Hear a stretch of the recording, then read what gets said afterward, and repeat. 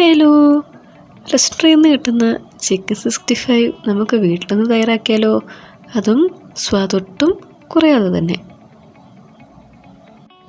അപ്പോൾ ചിക്കൻ 65 എങ്ങനെയാണ് തയ്യാറാക്കുന്നതെന്ന് നമുക്കൊന്ന് നോക്കാം. ഏവർക്കും ഒരിക്കൽ കൂടി എൻ്റെ ചാനലിലേക്ക് സ്വാഗതം.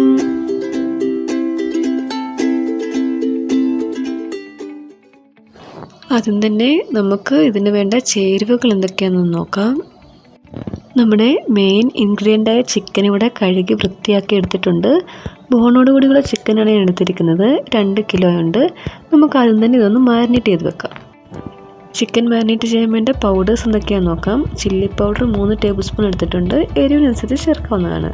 പിന്നീട് ജീരകപ്പൊടി 1 ടേബിൾ സ്പൂൺ, ഗരം മസാലപ്പൊടി 1/2 ടേബിൾ സ്പൂൺ, മഞ്ഞൾപ്പൊടി 1 teaspoon, pepper powder 1/2 table spoon, മല്ലിപ്പൊടി 1/2 ടേബിൾ സ്പൂൺ, പിന്നെ ആവശ്യത്തിന് ഉപ്പും. അടുത്തതായിട്ട് ഒരു 3 ടേബിൾ സ്പൂൺ കോൺഫ്ലോറും ഒരു 3.5 ടേബിൾ സ്പൂൺ അരിപ്പൊടി എടുത്തിട്ടുണ്ട്. പിന്നീട് ഇഞ്ചി വെളുത്തുള്ളി പേസ്റ്റ് അതൊരു 2 ടേബിൾ സ്പൂൺ ഉണ്ട്. ഇനി വേണ്ടത് ഒരു ചെറുനാരങ്ങയാണ്. അടുത്തതായിട്ട് തൈര്, ഇതൊരു 3 ടേബിൾ സ്പൂൺ തൈര് എടുത്തിട്ടുണ്ട്. നമുക്ക് ആദ്യം തന്നെ ഈ എടുത്ത് വെച്ചിരിക്കുന്ന ചേരുവകളൊക്കെ നന്നായിട്ടൊന്ന് മിക്സ് ചെയ്യാം. എല്ലാം കൂടെ ഒന്ന് ഇളക്കി യോജിപ്പിക്കാം. അങ്ങനെ ഇൻഗ്രീഡിയൻസ് എല്ലാം നമ്മൾ നന്നായി മിക്സ് ചെയ്തിട്ടുണ്ട്. ഇനി ഇതിലേക്ക് കുറച്ച് വെള്ളം കൂടെ ഒഴിച്ച് ഇത് നന്നായിട്ടൊന്ന് കുഴച്ചെടുക്കാം. അധികം അങ്ങ് ലൂസായി പോകരുത്. ഈ ഒരു പരുവമായിരിക്കണം, എങ്കിലേ നമ്മുടെ ചിക്കനിലേക്ക് ഇത് നന്നായിട്ട് കോട്ടാകത്തുള്ളൂ. ഇനി ഈ ബാറ്ററിലേക്ക് ചിക്കൻ പീസസ് ഇട്ട് കൊടുത്ത് നന്നായിട്ട് ഇളക്കി യോജിപ്പിച്ച് മസാലയൊക്കെ ചിക്കനിലേക്ക് കോട്ട് ചെയ്യാം. അങ്ങനെ ചിക്കനെല്ലാം നമ്മൾക്ക് മാരിനേറ്റ് ചെയ്തു. ഇനി ഇതൊന്ന് റെസ്റ്റ് ചെയ്യാൻ വെക്കാം. 1 മണിക്കൂറെങ്കിലും വെക്കുക, എങ്കിലേ ചിക്കനിലേക്ക് മസാലയൊക്കെ നന്നായി പിടിക്കുകയുള്ളൂ.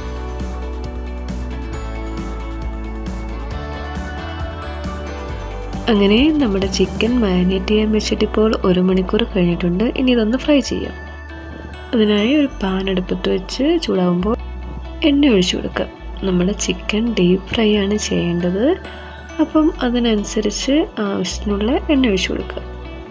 എണ്ണ നന്നായി തിളച്ച് കഴിയുമ്പോൾ നമുക്കതിലേക്ക് ചിക്കൻ പീസസ് ഇട്ട് കൊടുത്ത് ഫ്രൈ ചെയ്യാം. ഇപ്പം ഒരു സൈഡ് ഫ്രൈ ആയി വന്നിട്ടുണ്ട്. ഇനി നമുക്കിതൊന്ന് തിരിച്ചിട്ട് അടുത്ത സൈഡും ഫ്രൈ ചെയ്യാം. അങ്ങനെ നമ്മുടെ ചിക്കൻ ഫ്രൈ ഇവിടെ റെഡി ആയിട്ടുണ്ട്. ഇനി നമുക്കിത് കോരിയെടുക്കാം. ഇതുപോലെ എല്ലാ പീസസും നമുക്ക് ഫ്രൈ ചെയ്യാം. അങ്ങനെ നമ്മുടെ ചിക്കൻ എല്ലാം ഇവിടെ ഫ്രൈ ചെയ്തെടുത്തിട്ടുണ്ട്. ഇനി നമുക്ക് ചിക്കൻ 65-നൊരു ഗ്രേവി തയ്യാറാക്കാം. അതിനായി ഒരു 3 പച്ചമുളക് കീറിയെടുത്തിട്ടുണ്ട്. പിന്നീട് കുറച്ച് കറിവേപ്പില. അടുത്തതായിട്ട് നമ്മുടെ ചിക്കൻ 65-ന് വേണ്ടിയിട്ടുള്ളൊരു സോസാണിത്. ഇതൊരു 8-10 വെളുത്തുള്ളിയും കുറച്ച് മുളക് പൊടിയും ഉപ്പും കൂടെ നന്നായിട്ട് പേസ്റ്റാക്കിയതാണ്. ഞാൻ ചിക്കൻ ഫ്രൈ ചെയ്ത സെയിം പാനിലേക്ക് തന്നെയാണ് ഗ്രേവിയും തയ്യാറാക്കുന്നത്. നമുക്ക് പച്ചമുളകും കറിവേപ്പിലയും ഒന്ന് വഴറ്റിയെടുക്കാം. ഇതൊന്ന് വഴണ്ടി വരുമ്പോൾ നമുക്കതിലേക്ക് തയ്യാറാക്കി വെച്ചിരിക്കുന്ന സോസും കൂടെ ആഡ് ചെയ്തൊന്ന് മൂപ്പിച്ചെടുക്കാം.